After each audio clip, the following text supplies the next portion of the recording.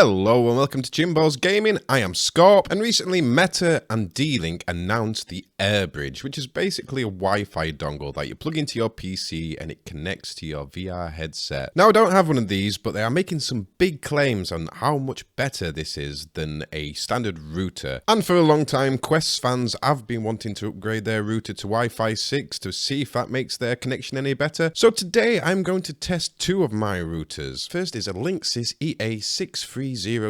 This was released in 2013. This is quite an old router. It's Wi-Fi5 with a maximum speed of 866 MHz, and this is running over a 1 GHz wired Ethernet cable. My other router, which I don't normally use for VR because it's in a different room, is a Fritz Box 6600, and this was released in maybe 2021. I'm not sure, I couldn't find the information, but this is a Wi-Fi6 router and it connects to the Quest with a maximum speed of 1200 MHz, and this is running over a 2.5G network. So do note I'm not using the Airlink software, I am using Virtual Desktop. I've been using this software before Airlink came out, so I've not really had much reason to change. If you would like me to test Airlink versus Virtual Desktop, please do let me know in the comments and I might get round to it. So this is Half-Life Alyx, probably the best VR game you'll ever play so far, in my opinion. So recording quality isn't that great with the software that I'm using, but it's more important to pay attention to the metrics at the bottom of the screen. On the left-hand side, we have the Linksys, and on the right-hand side, we have the Fritz Box.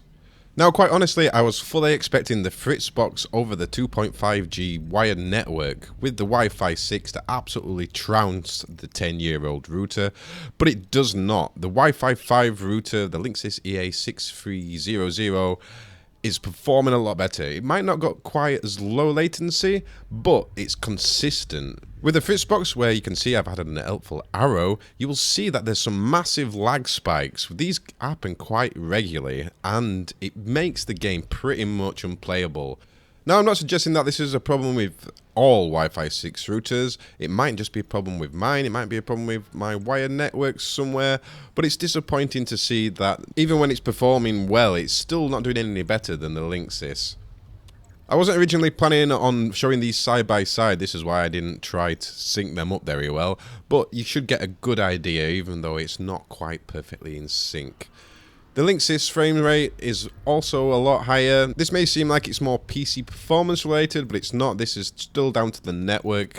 So just to make sure this wasn't a fluke, I decided to test some other games.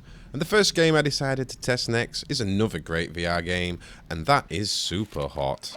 Now, I haven't added the helpful arrows this time because I was far too lazy, because editing isn't my forte, as it were. But still, if you keep an eye on the latency, you will still see that it's not spiking quite as high as it was with Half-Life Alyx, but it does still spike pretty often. Often enough to make the game not as enjoyable. In fact, on the Wi-Fi6 router, it was that bad that I couldn't even finish this set of levels. On the Wi-Fi5 and the Linksys router, I managed to get through quite a lot of these levels quite easily, and with the lag spikes on the Fritz Box, it just was too distracting, quite honestly. If you have the choice, however, Super Hot does have a native Quest 2 port, unlike Half-Life Alyx, so it's a much nicer experience if you just bought it on the headset. I don't own it on the headset because I got it from a bundle, I think, on probably Humble Bundle. So I'm not paying for it again, because I'm tight. And finally, one more game that I also love playing, which is Walkabout Mini Golf. And again, you'll not be surprised to learn that the results are basically the same. The 9-year-old Linksys router is an absolute trooper, providing a latency of around 33 milliseconds pretty consistently. The frame rate's consistent. And the pretty new Fritz Box, the latency is spiking all over the place, the frame rate's going up and down, so it's not an enjoyable experience. Again, this game does have a native port on the Quest 2, which is the preferred place to play this. If I was to compare the Linksys to the native Quest 2 build, I would say it was pretty close. If I was to give the Quest 2 native port a 10 out of 10, I would probably say Virtual Desktop over Wi-Fi5 would be a 9 out of 10, and over the Fritz Box, maybe 6 or 7. I might be able to put up with it if I had to, but I don't want to. I really don't want to. It's not a nice experience in VR, so disappointed. Now at this point I really wanted to try a hotspot on my PC, but for whatever reason my Windows would not let me do that. I even changed the Wi-Fi card to a faster Wi-Fi card, but that didn't support hotspots at all. I do have another Wi-Fi card in the form of an Ea6300, which is in my laptop, but I really couldn't be bothered to open up my laptop to get it out. If you really want me to test it, then please do let me know in the comments, and I probably would if I had some inspiration to do so. So down to you. So do you need a Wi-Fi6 router for your Quest headset? The answer is probably no. You can do with a 10-year-old router. I'm disappointed that I couldn't get the Wi-Fi hotspot to work, because I don't think that, even though Oculus Meta say that this Air bridge is specifically made for this, I don't think there's much you can really do with a Wi-Fi dongle. It is still a Wi-Fi dongle, regardless of what fancy firmware is on there.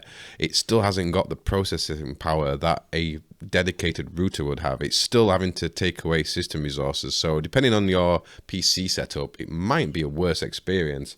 If you don't have a spare router or a good router, then maybe it is worth buying this Air bridge, but it's €100. It's very expensive. So maybe it's worth just going on eBay and finding a decent second-hand router for, I don't know, $40, $50 euro pounds, or just looking in your drawer. Maybe you've got a spare router in your drawer that's got Wi-Fi5. You may think it's too old because it's 10 years old, but as I've just proven with my router, my old router is far better than my new router, surprisingly. I am very annoyed at that, very annoyed. So, like I said earlier, if you want me to test a hotspot, then I might put more effort into making that work. I'm disappointed that I tried 2 different Wi-Fi cards and neither of them worked. But to answer your question, do you need Wi-Fi 6 for Oculus 2? No. And thank you very much to Virtual Desktop for doing this before Oculus/Meta wanted us to, because I hate being wired in VR, and Virtual Desktop is such an easy experience. It's so much easier than the Airlink that I've tried, because with the Airlink you've got to keep pairing it all the damn time. With the Virtual Desktop software, it's pretty much turn on your PC, turn on your headset, click Virtual Desktop, and boom, it's just there and it's done, and you can launch all your PC games pretty damn easily. So, I'm going to shut up now. I have been Scorp for Chinballs Gaming, and I will catch you on the flip-flop. This is not turned on. I'm just doing this for effect.